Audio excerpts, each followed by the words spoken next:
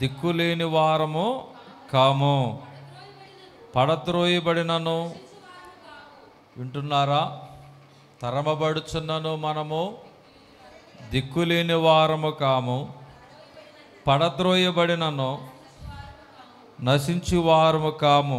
యేసు యొక్క జీవము మా శరీరం ప్రత్యక్షపరచబడుకై యేసు యొక్క మరణానుభవము మా శరీరమందు ఎల్లప్పుడూ వహించుకొని పోవచ్చున్నాము. దేవుని స్తోత్ర. చూడండి దేవుని ప్రియ సంఘమా, ఎటిపోయినను శ్రమపడుచున్నను ఇరికింపబడిన వారము కాము. అక్కడే శ్రమలో ఇరుక్కుపోయే వారం అయితే కాము. అపాయములో ఉన్నను కేవలము ఉపాయము లేని వారము కాము. తరమబడుచున్నను దిక్కులేని వారము కాము, పడద్రోయబడినను నశించు వారము కాము. ఇంకా రోమా పత్రిక 8వ అధ్యాయము 35వ వచనం. క్రీస్తు ప్రేమ నుండి మనలను ఎడబాపువాడు ఎవడు? అందరూ శ్రమ అయినను, బాధ అయినను, హింస అయినను. చూడండి, శ్రమలో వచ్చినప్పుడు క్రీస్తు ప్రేమ నుండి ఎడబాయకూడదు. మనం క్రీస్తు ప్రేమ నుండి మనము ఎడబాయకూడదు. చదవండి. కరువు వచ్చినా ఎడబాయకూడదు, వస్త్రహీనత వచ్చినా ఎడబాయకూడదు, ఉపద్రవమైనను ఎడబాయకూడదు, ఖడ్గమైనను ఎడబాయకూడదు, మనలను ఎడబాపున.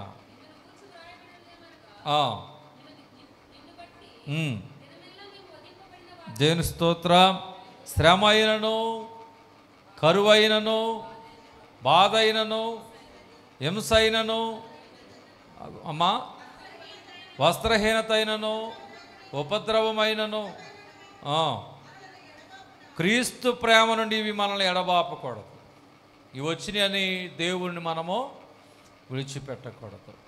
తరువాత రోమా పత్రిక 8:37 చూస్తే, అయినను మనల్ని ప్రేమించిన వాని ద్వారా మనము వీటన్నిటిలో అత్యధిక విజయము పొందుచున్నాము. ఆమేన్. ఇక్కడ పరిశుద్ధ గ్రంథములు 8:37లో అయినను మనల్ని ప్రేమించిన వాని ద్వారా, మనల్ని ప్రేమించేవారు ఎవరి లోకములో చెప్పండి? దేవుడే, యేసుక్రీస్తు ప్రభువారి. ప్రేమించిన వాని ద్వారా మనము వీటన్నిటిలో అత్యధిక విజయము పొందుచున్నాం. మీ నోళ్ళు బంగారంగాను అంటారు, ఇప్పుడైతే అంటారు. శరీరం ఆటోమేటిక్గా స్వార్థం అనేది రాగానే ఆమెనంటుంది. ఇక్కడ నేను ఆత్మీయమైన విషయం చెప్పా. ఏంటి? వీటన్నిటిలో ఏంటి? అయినను మనం ప్రేమించిన వాని ద్వారా మనం వీటన్నిటిలో అత్యధిక విజయము పొందుతున్నాం. నోళ్ళు బంగారం అవటం కావాలా? వీటన్నిటిలో విజయం కావాలా? మరి నోళ్ళు బంగారంగానంటే ఆమెనంటారే. మీ నోళ్ళు బంగారంగానంటే ఆమెనంటున్నారు. మనకు కావాల్సింది ఏమిటి? ఎప్పుడు ఆమెననాలి? మీ నోళ్ళు బంగారంగానో అప్పుడా? కాదు. ఎప్పుడు ఆమెననాలి? మనలో ప్రేమించిన వాని ద్వారా మనం వీటన్నిటిలో అత్యధిక విజయము పొందుతున్నాం. వీటన్నిటిలో అత్యధిక విజయం పొందుతున్నాం.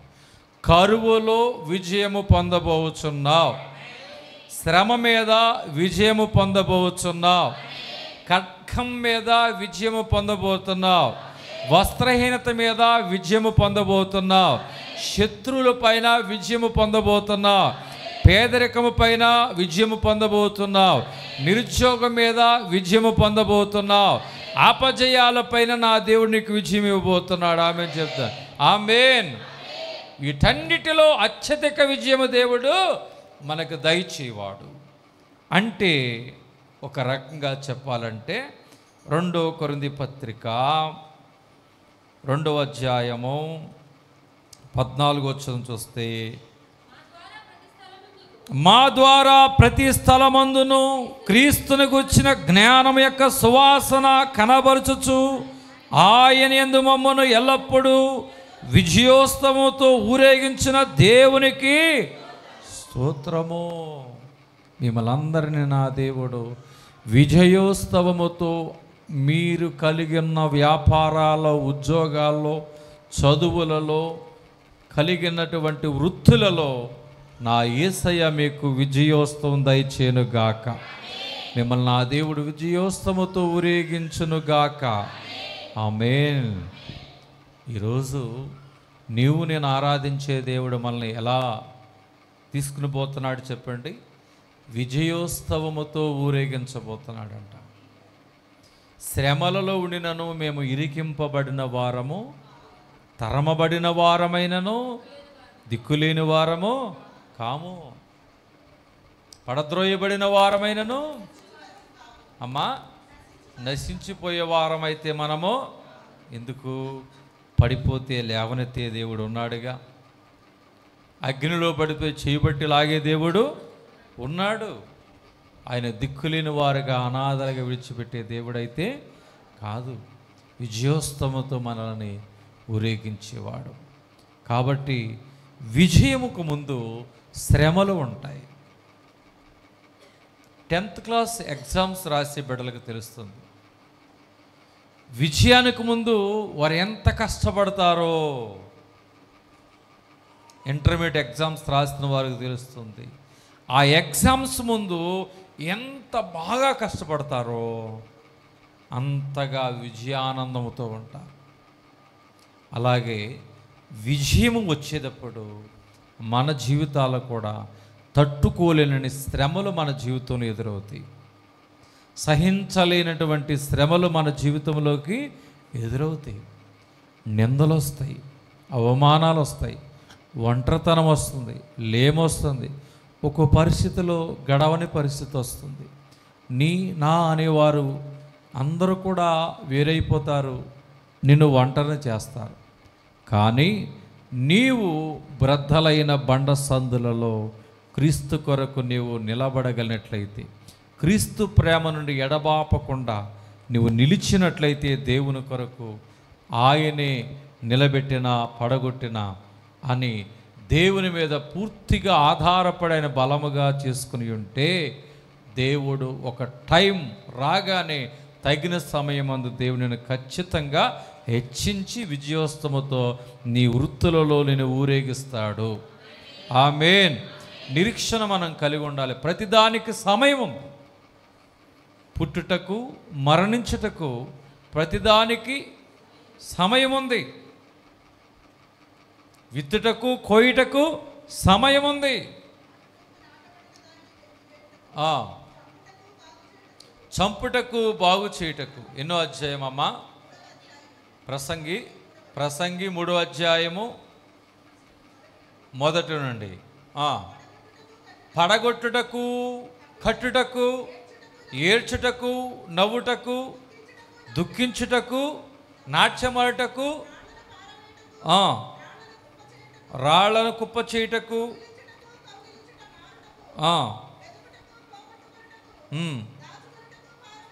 దాచుకునుటకు, పారవేయుటకు,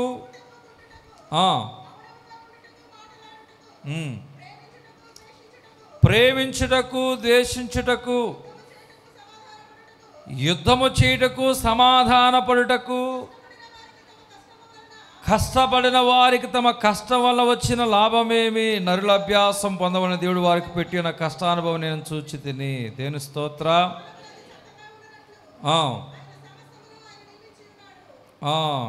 దేవుడి నామానికి మహిమ కలుగును గాక. ఇక్కడ ప్రతిదానికి ఏముంది చెప్పండి? సమయం ఉంది. నువ్వు ఏడుస్తున్నావంటే నవ్వడానికి కూడా ఏముంది? శ్రమ పడుతున్నావంటే దానికి మేలు అనుభవించడానికి కూడా సమయం ఉంది. ప్రతిదానికి సమయం ఉంది. నా జీవితం అయిపోయింది అని ఈ మాత్రం కూడా నువ్వు బేజారైపోవద్దు, కృంగిపోవద్దు. పడిపోయిన అలలేచిన రీతిగా పడిపోయిన నీ జీవితాన్ని ఆ యేసయ్య నిన్ను లేవనెత్తగలడు. ఆమేన్. ప్రతిదానికి సమయం ఉంది. నిరుపయోగమైన వాటిని ఉపయోగకరంగా దేవుడు మార్చగలడు. శాపగ్రస్తమైన వాటిని ఆశీర్వాదకరంగా మార్చగలడు. ఎండిన వాటిని తిరిగి జీవింప చేయగలడు. ఆయన సమస్తమును మార్చగల దేవుడు. కాలములను సమయములను మార్చగల దేవుడు. ఏకాంగులను సంసారులుగా మార్చగలిగే దేవుడు. మారాని మధురముగా మార్చే దేవుడు. కన్నీటిని నాట్యంగా మార్చే దేవుడు. కాబట్టి నా దేవుడు నీతో మాట్లాడుతున్నాడు ఈ రాత్రి కాలమందు. నీవు ఓడిపోయిన ఏ పరిస్థితిలో ఓడిపోయిన స్థితిలో ఉన్నావో, నీ ఓడిపోయిన స్థితిని దేవుడు చూస్తూ ఉన్నాడు. నీ శ్రమను చూస్తున్నాడు, నీ వేదన చూస్తున్నాడు, నీ బాధ చూస్తున్నాడు, నీ కన్నీరు చూస్తున్నాడు, నీ దుఃఖము చూస్తున్నాడు, నీ ఆవేదన చూస్తున్నాడు. నిత్యముగా నీ దుర్దశను మర్చిపోయే రోజున దేవుడు తీసుకురాబోతున్నాడు. ఆమేన్, ఆమేన్. దేవుని ప్రియ సంగమా, సమస్తమును ఆయన మార్చగలిగి విజయోత్సవతో నేను చేస్తానన్నాడంటే ఊరేగిస్తున్నాడు. కాబట్టి పరీక్షలు జరిగాకే విజయం, పరీక్షలు జరిగాకే విజయం. శ్రమలు ఎదుర్కొన్నాకే ఏంటి చెప్పండి విజయం. నీ జీవితంలో ఈ యొక్క సిలువ శ్రమలు లేకుండా యేసుక్రీస్తు ప్రభువారికి మరణం లేదు. సిలువ శ్రమలు మరణము లేకుండా పునరుత్థాన విజయము లేదు. సిలువ శ్రమలు ఉన్నాకే, మరణం వచ్చాకే ఆయనకి ఏ విజయం వచ్చింది? పునరుత్థాన విజయం వచ్చింది. సిలువ శ్రమలు లేకుండా, మరణము లేకుండా పునరుత్థాన విజయం ఆయన జీవితంలో రాలేదు. మన జీవితంలో కూడా సిలువ శ్రమలు వస్తాయి.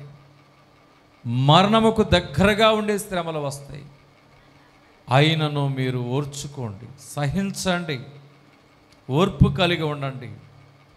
దేవుని బలంగా చేసుకోండి, దేవుని ఆధారంగా చేసుకోండి. ఎందుకు దేవుడు ఈ పరిస్థితుల్లో గుండగా మనల్ని తీసుకుని వెళతాడు? ఎందుకని అపజయాల గుండగా దేవుడు నడుపుతున్నాడు? ఎందుకు శ్రమల గుండగా దేవుడు నడుపుతున్నాడు? విజయోత్సవంతో నిన్ను ఎందుకు ముందుగా ఆయన ఊరేగించట్లేదు? ఈ శ్రమల తర్వాత మరణమంత శ్రమలు వచ్చాకే పునరుత్థాన విజయంలాగా నీ జీవితంలో విజయోత్సవంతో ఊరేగిస్తానంటున్నాడే. ఎందుకు ఆ శ్రమలు ముందొస్తున్నాయి? ఎందుకు ఆ బాధలు ముందొస్తున్నాయి? ఎందుకు ఆ కష్టాలు ముందొస్తున్నాయి? నిందల అవమానాలు ఎందుకు నీ జీవితంలో ముందుగా ఎదురవుతున్నాయి? ఈరోజు వాటిని నువ్వు ఎదుర్కొంటున్నావు, వాటిని తట్టుకోలేని పరిస్థితి. ఎందుకంటే ఎందుకు ఈ పరిస్థితుల గుండా దేవుడు నేను తీసుకుని వెళ్తున్నాడంటే, మనిషి దేవుడు దీనుడిగా చేయటానికి శ్రమల ద్వారా మనిషికి ఏమొస్తుందంటే దీనత్వం వస్తుంది. దీనుల ఎడల ఆయన దృష్టి ఉంచుతాడు. ఏముంచుతాడు చెప్పండి? దీనుల ఎడల దృష్టి ఉంచుతాడు. కాబట్టి నేను దీనులుగా చేయడానికి కొట్టబడితేనే కానీ కుదురురాదు. కొట్టకపోతే ఏం రాదు? కుదురురాదు. అలాగే శ్రమ వచ్చుట ద్వారా మనిషికి దీనత్వం వస్తుంది. శ్రమ రాకపోతే మనిషికి దీనత్వం రాదు. ఎప్పుడైనా లోకములో చాలామంది యారోగెంట్గా పొగరగా ఉంటారు. గృహాల్లో కన్ను మిన్ను కానకుండా మాట్లాడతారు. ఎప్పుడు అంటారు? బాగా నిండుకొండగా ఉన్నప్పుడు, వారికి ఏ లోటు లేనప్పుడు. ఏం మాట్లాడతారో తెలియదు, ఎలా ప్రవర్తిస్తారో వారికి తెలియదు. వారిలో దీనత్వం అనేది మచ్చుకైనా కనపడదు. యేసుక్రీస్తు ప్రభువారు దీనుడు. ఆయన బిడ్డలమైన మనం దీనులుగా ఉండాలి. ఆకాశము మహాకాశము కలగజేసిన దేవుడే దీనత్వం కలిగి ఉంటే, ఈ భూమంతా నాదే అన్నాడు, కలిగిన యావత్తు నాదే అన్నాడు. కలిగినది ఏది ఆయన లేకుండా కలగలేదన్నాడు. అంత కలిగిన దేవుడే దీనత్వం కలిగి ఉంటే, కలిగిన్న కూతంత దానితో నడుమంతర సిరితో మనము అహంకారం, గర్వం, పొగరబోతనం అనేది మనలోనికి రానియకూడదు. అంత దేవుడు, అన్ని కలిగిన దేవుడే ఎంత దీనత్వం కలిగి ఉన్నాడు. అన్నీ ఉన్న ఆకు అణిగిమణుగుంటుంది, ఏమీ లేని ఆకు ఎగిరెగిరి పడుతుంది అన్నారు. అన్నీ కలిగిన దేవుడు ఈ లోకానికి వచ్చి దీనత్వం కలిగి ఉన్నాడు. అని బిడ్డలమైన మనం ఎన్ని కలిగి ఉన్నా, ఎక్కడున్నా దీనత్వమే కనపరచాలి. దీనులుగానే ఉండాలి. దీనుల ఎడల ఆయన కృప చూపెడతాడు. ఆమేన్ చెప్తా. ఆమేన్. నీకు ఎంత ఉందన్నది కాదు, ఎంత దీనత్వం ఉన్నది అన్నది క్రైస్తవునికి అవసరం. దేవుడు కోరుకునేది దీనత్వం. నేను దీనుడిగా చేయడానికి ఈ పరిస్థితుల గుండగా దేవుడు నడుపుతున్నాడు. శ్రమల గుండగా నడుపుతుంది. ఎందుకంటే దేవుడు నీకు కృప చూపెట్టాలి. ఆ కృప వలన భూఫలము పొందుకోవాలి. ఆ కృప వలన గర్భఫలము పొందుకోవాలి. ఆ కృప వలనే అన్నీ నువ్వు పొందుకోవాలి. అందుకే పౌలు భక్తుడు అంటాడు, యువర్ గ్రేస్ సఫిషియంట్ ఫర్ యీ, నీ కృప నాకు చాలును. నీ కృప ఉంటే చాలు నాకు అన్నాడు. నీ కృప నాకు చాలును. కృప ఉంటే అన్నీ కలుగుతాయి. ఎవరి కృప? దేవుని కృప. ఆ కృప ఉంటే భూమి కలిగిద్ది, ఇలా స్థలము కలిగిద్ది, ఇల్లు కలిగిద్ది, ఆరోగ్యం కలిగిద్ది, అన్నీ కలుగుతాయి. ఎప్పుడు? దీనుల ఎడల ఆయన కృప చూపుతున్నాడు. ఆయన కృప చూపెడితే దేవుడు దీవించిన ఆశీర్వాదము ఎదుట నరుల కష్టము సరిపోదు, కొట్టుకుపోద్ది అంతే. అంత ఆశీర్వాదాన్ని దేవుడు మనకిస్తాడు. దేవుడు దీవించటం మొదలు పెడితే నీకు ఎదురు ఎవరో నిలవలేరు. అట్లా దేవుడు నిన్ను ఎదురు లేకుండా తీసుకెళ్ళిపోతాడు. ఆయన ఆశీర్వాదం ఎదుట నరుల కష్టార్జితం ఎక్కువ కాదు. నరుల యొక్క కష్టార్జితం ఎక్కువ కాదు.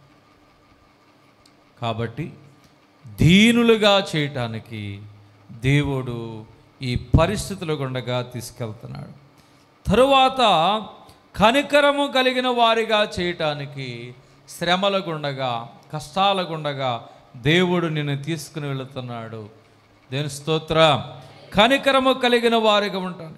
కష్టాలు వచ్చినప్పుడు కనికరము చూపించడానికి, ఎవరైనా కష్టాల్లో ఉంటే చూస్తూ ఉండకుండా వారి ఎడల కనికరము చూపెట్టాలి. కనికరము కలిగిన వారు ధన్యులు, వారు కనికరము పొందుతారు. ఆమేన్ చెప్తా. హల్లెలూయా. చాలామంది కష్టము, బాధ, ఇబ్బంది వచ్చినప్పుడు అయ్యా కనికరం కూడా లేదా, కనికరం కూడా చూపించట్లేదంట. కనికరం చూపెడతాడు. ఎందుకు దేవుడు కష్టాల గుండా, శ్రమల గుండగా దేవుడు మనల్ని ఈ లోకయాత్రలో తీసుకెళ్తున్నాడు ముందుగా అంటే కనికరము కలిగిన వారిగా ఉండటానికి, కనికరము కలిగిన జీవితాలని మనము జీవించడానికి దేవుడు ఈ లోకములో మనలని కష్టాల గుండగా, శ్రమల గుండగా తీసుకెళ్తున్నాడు. కాలకుండగా నీ మేలిమేగున్న కాలిన వస్తు మరి రాలిపోయి విలువకు కాంతి లభించును. మానవుడు శ్రమను పొందక దైవ మానవుడు ఎటు కాగలడు.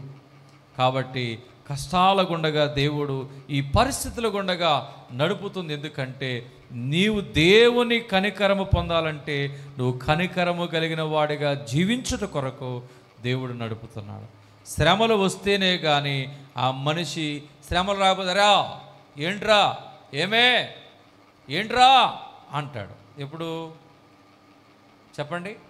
కష్టాలు రానప్పుడు. దేని స్తోత్రం.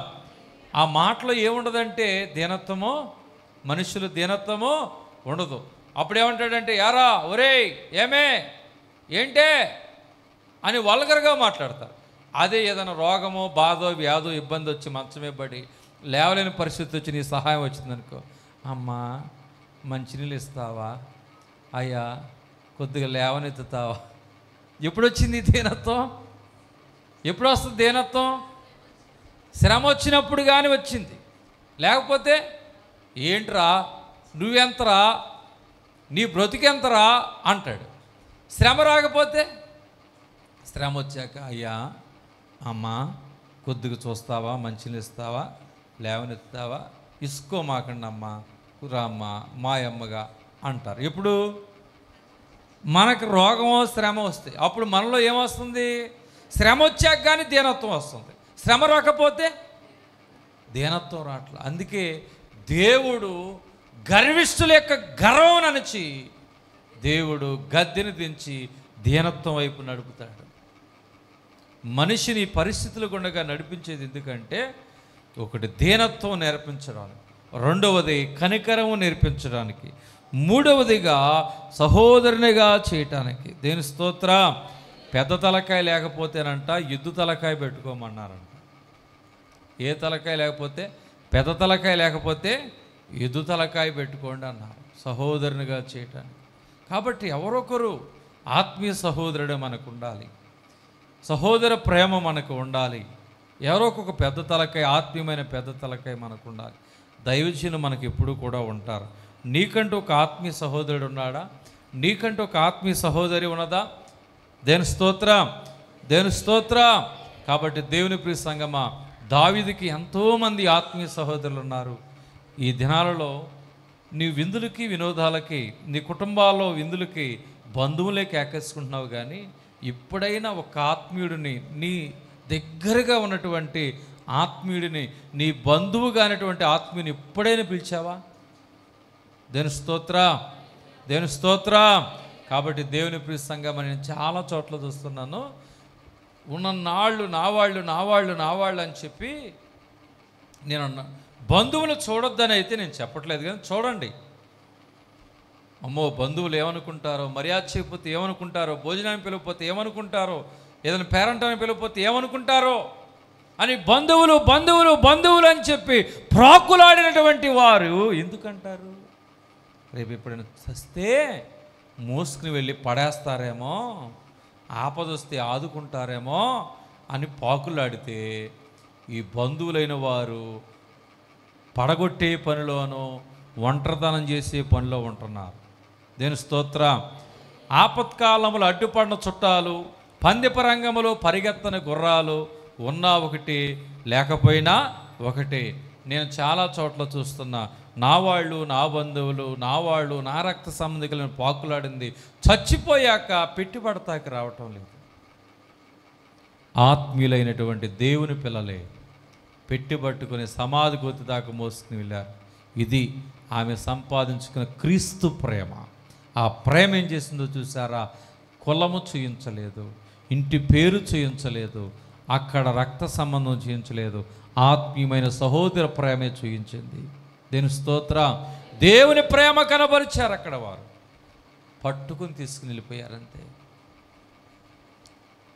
మనము మోయలేనంత ధనము సంపాదించి చనిపోతే నలుగురు మోసేవారు నువ్వు సంపాదించుకోలేకపోతే ఎంత సంపాదించినా నీ ధనం వ్యర్థమే. కాబట్టి మనము ఆత్మీయ సహోదరుని సంపాదించుకుంటూ, దేని స్తోత్రం, దేని స్తోత్రం. నేను అనేకులకు సహోదరునిగా చేయటానికి దేవుడు శ్రమల గుండగా నడుపుతున్నాడు. అలాగే దేవుడు ఆదరించడానికి ఇట్టి పరిస్థితుల గుండగా దేవుడు ఈ లోకములో, శ్రమల మార్గములో, కష్టాల మార్గములు, ఇబ్బందుల మార్గములో నా యేసయ్యని నేను ఎందుకు నడిపిస్తున్నాడంటే అనుభవాలు నేర్పించడానికి. ఏ అనుభవం? దీనత్వం అనే అనుభవం. ఏ అనుభవం? రెండవదిగా కనికరం అనే అనుభవం. మూడవదిగా ఏ అనుభవం? సహోదర ప్రేమ అనే అనుభవం. నాలుగవదిగా ఏ అనుభవం అంటే ఆదరించడానికి. దేని స్తోత్రం, హల్లెలూయా. ఇప్పుడు కష్టాల్లో, బాధల్లో, ఇబ్బందుల్లో, ఓటమిలో, అపజయాల్లో ఉన్నారు. వాళ్ళ దగ్గరికి వెళ్ళి ఏం చెప్తా? ఏమని మాట్లాడుతా? దేని స్తోత్రం. పోతే పోనీ అమ్మ, ఇంకోటి వస్తుందిలే అంటావా? కష్టాల్లో, బాధలో ఉన్న వాళ్ళ దగ్గరికి వెళ్ళి పోతే పోయాళ్ళమ్మ అంటావా? కొంతమంది ఒక మానవతా దృక్పథంతో కూడా ఆలోచన లేకుండా మాట్లాడతారు. గొడ్డోడు గొడ్డుకేడుస్తానంట, తోలోడు తోలుకేడ్చాడంట. గొడ్డిపోయిందని ఒకడు ఏడ్చాడంట, గొడ్డు చచ్చిపోయిందని. అయ్యా తొందరగా వాడేస్తే ఆ తోలు వలుచుకుంటానయ్య అన్నాడంట ఇంకొకడు. ఆడి బాధ ఆడిది. గొడ్డు వచ్చిందనేమో గీతలు కాల్చేవాడు ఏడుస్తున్నాడు. తొందరగా పడేస్తే నేను ఆ తోలు వలుచుకుంటానన్నాడు తోలోడు. దేని స్తోత్రం. కాబట్టి సెన్స్ ఆఫ్ హ్యూమర్ కూడా, మానవతా దృక్పథం లేకుండా చచ్చిపోయిన కాడ ఏం మాట్లాడాలి, పెళ్ళిలో ఏం మాట్లాడాలో కూడా తెలియకుండా మాట్లాడతారు. ఇప్పుడు దేవుడు ఈ పరిస్థితులు గుండా ఎందుకు నడుపుతున్నాడంటే అనేకులను ఆదరించడానికి, బాధలో ఉన్నవారికి, కష్టాల్లో ఉన్నవారికి, ఇబ్బందుల్లో ఉన్నవారికి, అవస్థల్లో గుండె బేజారైపోయి ఉన్నవారికి నీ అనుభవాలు చెప్పడానికి. నేను కూడా ఒకనొక సమయంలో కష్టాల గుండగా నడిచాను, శ్రమల గుండగా నడిచాను, ఇబ్బందుల గుండగా నడిచాను. నా ఇంట్లో కరువు ఇలా ఉండేది, కష్టాలు ఇలా ఉండేవి, ఇబ్బందులు ఇలా ఉండేవి, నా కుటుంబ పరిస్థితులు ఇలా ఉండేవి. ఇలాంటి పరిస్థితులు ఉండగా దేవుడు నన్ను నడిపించి ఈరోజు నన్ను ఇలా నిలబెట్టాడు. నువ్వు ధైర్యంగా ఉండు అని బాధలో ఉన్న వారిని ఆదరించడానికి ఈ అనుభవాల గుండగా నిన్ను నడిపి ఆయన నిన్ను విజయోస్తముతో ఊరేగించబోతున్నాడు. ఆమేన్. ఎందుకు దేవుడు నేను శ్రమల గుండగా, కష్టాల గుండగా, ఇబ్బందుల గుండగా, ఈ పరిస్థితుల గుండగా నడిపేది ఎందుకంటే ఈ అనుభవాలను నీకు నేర్పడానికి. దేని స్తోత్రం, దేని స్తోత్రం. మీ మోకాళ్ళని, ప్రతి మోకాలు యేసునామములో వంగేదాకా దేవుడు ఏం చేస్తాడంటే ఈ మార్గాల గుండగా నడుపుతాడు. ఫిలిప్పీ పత్రిక 2వ అధ్యాయం 5వ వచనం, ప్రతి మోకాలు యేసునామములో వంగాలి. వంగేదాకా దేవుడు ఏం చేస్తాడు? చదవండి. 2:9 అమ్మా, 2:9.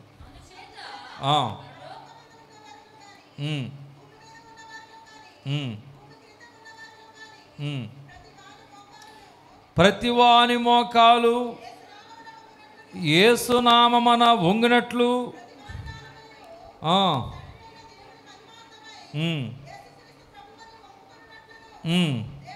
ఆయన అధికముగా హెచ్చించి ప్రతి నామము పై నామముగా ఆయనను ఆయనకు అనుగ్రహించెను. కాబట్టి క్రీస్తు యేసుకు కలిగిన ఈ మనస్సును మీరును కలిగి ఉండటి. ప్రతి మోకాలు వంగాలి, ప్రతి నాలుక స్తుతించే వరకు దేవుడు ఈ మార్గాల గుండగా నడుపుతాడు. యేసు అనకుండా చచ్చిపోడు. యేసయ్యా నాకు సహాయం దయచేయాలి, ఏదో టైంలో స్తుతించాలి నాలుగుతో. మోకాళ్ళు రహస్యంగానైనా వంచాల్సిందే. వంచేదాకా దేవుడు ఈ పరిస్థితుల గుండగా నడుపుతాడు. ఓడిపోయాను నువ్వు అనుకో, మాకు పరిస్థితులను బట్టి బంతిని ఎంత గట్టిగా కొడతామో అంత స్పీడ్గానే పైకి లేస్తుంది. నువ్వు ఎంతగా కష్టాలు అనుభవిస్తున్నావో అంతే స్పీడ్గా దేవుడు నిన్ను లేపబోతున్నాడు. ఆమేన్. ఓటమి, అపజయం జీవితానికి ముంగుర్తు కాదు, ఓటమి నీ విజయానికి ముంగుర్తు. ఆమేన్ చెప్తా. నువ్వు ప్రతి ప్రయత్నం ఇప్పుడు ఓడిపోతున్నావా? దేవుడు నిన్ను ఏం చేయబోతున్నాడు? ఆయన నిన్ను విజయోస్తముతో ఊరేగించబోతున్నాడు. ఆయన నిన్ను గెలిపించబోతున్నాడు. క్రీస్తులో నువ్వు ఓడిపోతున్నావు, ఆయన నిన్ను గెలిపించబోతున్నాడు. ఆమేన్. మనకు చాలామంది అనుభవజ్ఞులు ఉన్నారు. ఒకరు థామస్ ఆల్వా ఎడిసన్ వేల సార్లు తన యొక్క ప్రయోగములో ఓడిపోయాడు. ప్రయత్నాలు చేసి చేసి చేసి ఓడిపోయాడు. బల్బుని కనిపెట్టి వెలిగించడానికి అనేక సార్లు ఓడిపోయాడు. ఎంతో కష్టపడ్డాడు. కానీ ఒక రోజున ఖచ్చితంగా గెలిచాడా, గెలవలేదా? గెలిచాడు. బల్బును కనిపెట్టిన శాస్త్రవేత్తగా చరిత్రలో నిలిచాడు. ఎలా ఈ బల్బును కనిపెట్టాలని నీకు థాట్ వచ్చిందని అడిగితే మరి ఎంట్రీవర్స్ చెప్పిన మాట ఏమిటంటే, నేను పరిశుద్ధ గ్రంథాన్ని చదివాను, ఆ పరిశుద్ధ గ్రంథంలో ఉన్న దేవుని జ్ఞానం నన్ను వెలిగించింది. ఆ జ్ఞానము చేత చీకట్లో ఉన్న ఈ లోకాన్ని దేవుని జ్ఞానము చేత బలుపు ద్వారా నేను వెలిగించాను అన్నాడు. గడిగలు చెప్తా. హల్లెలూయా. అనేక మార్లు ఓడిపోయాడు. ఓడిపోయాక నా జీవితం వ్యర్థమని అనుకోలా. ట్రై అండ్ ట్రై, ప్రయత్నం ఏమిటి ప్రయత్నం అలాగున ఆగకుండా కొనసాగాడు. ప్రయత్నాలు చేస్తూనే ఉన్నాడు. ఒకరోజు ఆయన ప్రయత్నము ఆయన ప్రయత్నం ఫలించింది. రెండవదిగా, ఓడిపోతే జీవితం అయిపోయినట్లు కాదు, ఫుల్ స్టాప్ పడినట్లు కాదు, పడిన అల లేచినట్లుగా ఓడిపోయిన నీ జీవితాన్ని నా దేవుడు ఒక దినమున లేవనెత్తుతాడు. ఆమేన్ చెప్దాం. ఆమేన్. నువ్వు ఓడిపోయి ఉన్నావేమిప్పుడు, కృంగిపోయి ఉన్నావేమిప్పుడు, ఆయన నిన్ను లేవనెత్తాడు, గెలిపిస్తాడు. ఆమేన్. ఇంకా మనం చూస్తాం విలియం కేరీ. ఎవరు చెప్పండి? William Carey. ఆయన కళ్ళ ముందే ముగ్గురు చనిపోయారు. భార్య బిడ్డలు చనిపోగానే మెంటలు వచ్చి ఆమె కూడా అక్కడ రాయి మీద పడి చనిపోయింది. హాస్పిటల్ కూడా తీసుకెళ్ళినటువంటి పరిస్థితి.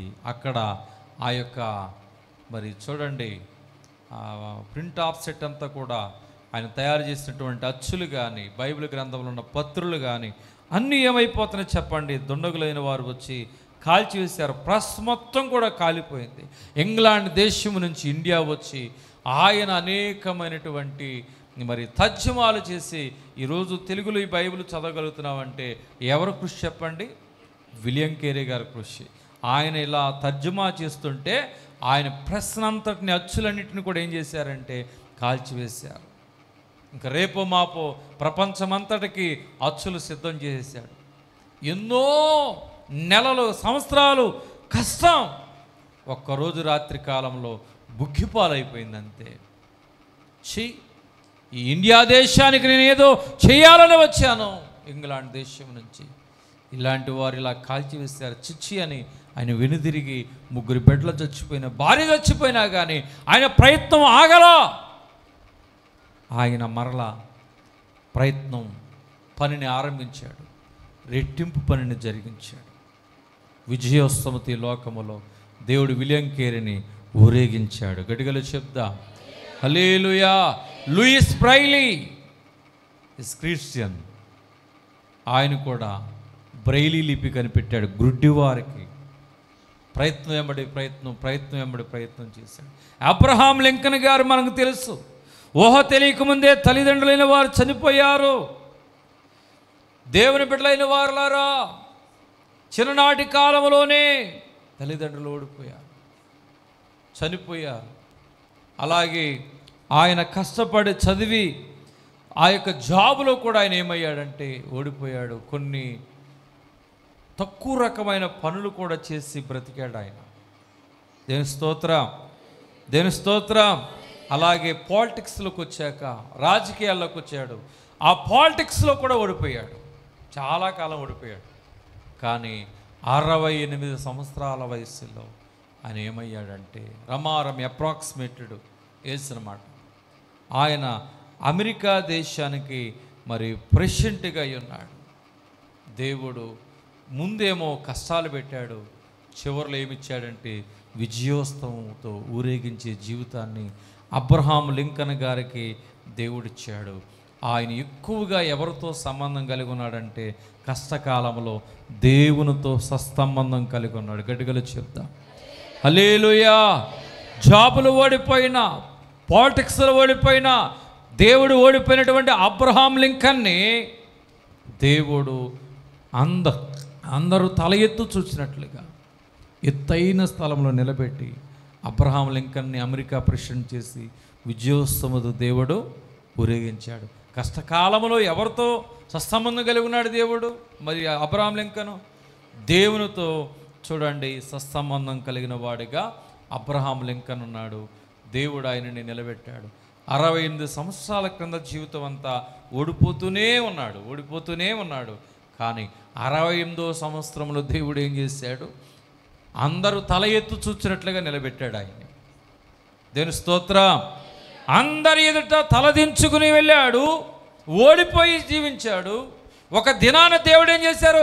అందరూ తల ఎత్తుకునేలాగా ఆ దేవునితో సంబంధం కలిగిన అబ్రహాం లింకన్ని అందరూ తల ఎత్తు చూచేలాగా విజయోత్సవంతో ఊరేగించినట్లుగా దేవుడు ఎత్తైన స్థలంలో నిలబెట్టాడు. గట్టిగా చెప్దాం. మనకు తెలుసు ఒకరు ఏబు. ఆయన అనుభవాలు చూస్తే మొదట్లో బాగానే ఉన్నాడు, తర్వాత సాతాను శోధన వల్ల కోల్పోయాడు. ఆయనను దేవుని విడిచిపెట్టలేదు. సర్వం కోల్పోయాడు, దేవుని విడిచిపెట్టలేదు. సత్సంబంధం కలిగి ఉన్నాడు, నేనేమై ఉన్నానో నీ దైవాలని అన్నట్లుగా దేవుణ్ణే కలిగి ఉన్నాడు. ఒక టైం రానే వచ్చింది, కష్టాల గుండగా శ్రమల గుండగా జీవించినను దేవుని నుండి వేరైపోలేదు, అంటిపెట్టుకున్నాడు. ఒక టైం రానే వచ్చింది, పోగొట్టుకున్నవని తిరిగి వచ్చేలాగా దేవుడు చేశాడు. రెట్టింపు ఆశీర్వాదాన్ని ఏబు భక్తుడికి ఇచ్చాడా, ఇవ్వలేదా? ఇచ్చాడు. నీ జీవితంలో కోల్పోయావని నువ్వు ఎందుకు అనుకుంటున్నావు? నష్టపోయావని నువ్వు ఎందుకు అనుకుంటున్నావు? ఓడిపోయావని నువ్వు ఎందుకు అనుకుంటున్నావు? నా జీవితం ముందుకు వెళ్ళటం లేదు నువ్వు ఎందుకు అనుకుంటున్నావు? నువ్వు క్రీస్తుని కలిగి ఉన్నావు. నువ్వు ఎక్కడ పడిపోయినా కానీ, కొట్టుకుపోయినా కానీ లాక్కొచ్చి దేవుడు పడిపోయి నీ జీవితాన్ని నిలబెట్టి, ఎత్తైన స్థలంలో నిలబెట్టి నీ జీవితాన్ని విజయోస్తముతో ఏబును ఊరేగించినట్లుగా నిన్ను నా దేవుడు ఊరేగించునుగాక. మరి ఒక వ్యక్తి మనకు తెలుసు కదా, యోసేపు. అన్నల ద్వారా ఇబ్బంది, చాలా కష్టాలు పడ్డాడు. యజమాని ద్వారా ఇబ్బంది, జైలు పాలయ్యాడు. ఎన్ని కష్టాలు అనుభవించాడు. దేవుని ఎంతగానో అభిమానించి ప్రేమించి నమ్మాడు. కానీ కష్టాల గుండగానే ఆయన జీవితం నడిచింది. ఏ అన్నలైతే కుట్టారో, గుద్దారో, అదిమారో, దోశారో ఆ అన్నలైన వారే తన కాళ్ళ యొద్దకు వచ్చినట్లుగా, తన సహాయం కొరకు వచ్చినట్లుగా దేవుడు ఐగుప్తు దేశంలో కష్టాలు శ్రమలు అనుభవించిన యోసేపుని దేవుడు ఒక అధికారిగా దేవుడు నిలబెట్టలేదా? ఓడిపోయాడు, శ్రమలలో కష్టాల్లో ఓడిపోయాడు కదా. ఎన్ని బాధలు అనుభవించాడు. ఆ బాధల గుండగా దేవుడు నడిపించి ఎత్తైన స్థలంలో యోసేపు నిలబెట్టలేదా? నీ జీవితం ఇలాగే ఉంటుందని నువ్వు ఎందుకు అనుకుంటున్నావు? నా జీవితం కష్టాల్లోనే ఉంటుందని నువ్వు ఎందుకు అనుకుంటున్నావు? బాధల్లోనే ఉంటుందని నువ్వు ఎందుకు అనుకుంటున్నావు? నిరుపేద స్థితిలోనే ఉంటుందని నువ్వు ఎందుకు అనుకుంటున్నావు? కరువులోనే ఉంటుందని నువ్వు ఎందుకు అనుకుంటున్నావు? ఉద్యోగం లేని జీవితంలో నేను ఉంటాను నువ్వు ఎందుకు అనుకుంటున్నావు? ఒక టైం వస్తుంది, నిరీక్షణ కలిగి ఉండు. నా దేవుడు నిన్ను నిలబెడతాడు, విజయోస్తముతో నిన్నును ఊరేగిస్తాడు. ఆమె చెప్తా. మోషే 40 సంవత్సరాలు ఓడిపోయాడు, ఓటమి జీవితాన్ని చూశాడు. తర్వాత దేవుడు నడిపించలేదా? అలాగే నీ జీవితాన్ని చూసి కృంగిపోకుండా దేవుని వైపు చూడు. బ్రతికున్న చేపలాగా నీటి ప్రవాహానికి ఎదురే తీయదినట్లుగా ఈ లోకం అనే శ్రమల ప్రవాహానికి ఎదురే తీయదు. ఆయన సమయం రానే వస్తుంది. తగిన సమయం అందు నీ జీవితాన్ని హెచ్చిస్తాడు. నీ తలరాతను దేవుడు పూర్తిగా మార్చివేస్తాడు. నీ జీవితంలో మంచి రోజులు వచ్చేలాగా దేవుడు చేస్తాడు. ఆమెను చెప్తాం. దేవుడి కొద్ది మాటలు దేవుడు దీవించునుగాక. మీ కుటుంబం